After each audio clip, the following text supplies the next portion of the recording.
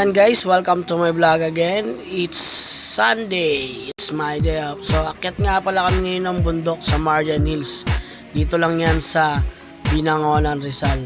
So guys, akyat kami ni Mrs. ngayon ng bundok. Maghahanap kami ng susong sipsip. So yan guys, samahan nyo kami guys sa pag-akyat sa bundok na ito.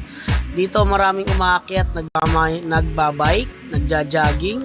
So yun, makikita ninyo talagang fresh na fresh yung bundok na ito. Ito rin nga pala ang inaakitan ng mahal na araw. So yung makikita kayo mga cross dyan, ayan yung mga pinagtitirikan sa araw ng mahal na araw. So yan, nakikita nyo yung mga cross. Bakit na tayo dyan guys? Marami talaga nagja-jogging dito, tsaka nagma-mountaining, tsaka nag-jogging sa araw tuwing umaga. So yan nga palang UR, mayroon nga palang resort dyan. So yan, napakaganda ng tanawin dyan guys, makikita ninyo yan, oh. So lalo na sa pag-akit na yan, kitang kita mo ang views dyan sa tagilid na yan guys. So yan, makikita ninyo guys, mayroon din isang simbahan dyan, pasyalan mismo at simbahan yan, yan oh. Diba? Pag binaba mo yan, napakaganda ng mga tanawin dyan, yung mga puon, mga ano yan, sagrado. So yan, nag-stop kami para bumili ng taho ni Mrs.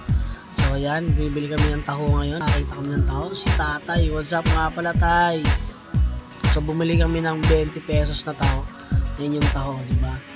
Napakasipag ni tatay talaga.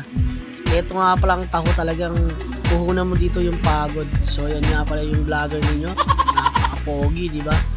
So yan, sabi nga ni Mrs. lagyan ng matamis na matamis, dagdag na sago, diba? So yan palang almusal namin guys. Maagang paggising namin, umakyat kagad kami ng bundok, nagganap kami ng makakain. So yan, may makikita kayo dyan guys. Pagbaba natin, napakaganda ng views dyan sa Marian Hills. Dito lang yan sa Binangonan, Rizal. Kaya guys, salamat, thank you for watching. Follow my page kay Roberts Vlogs.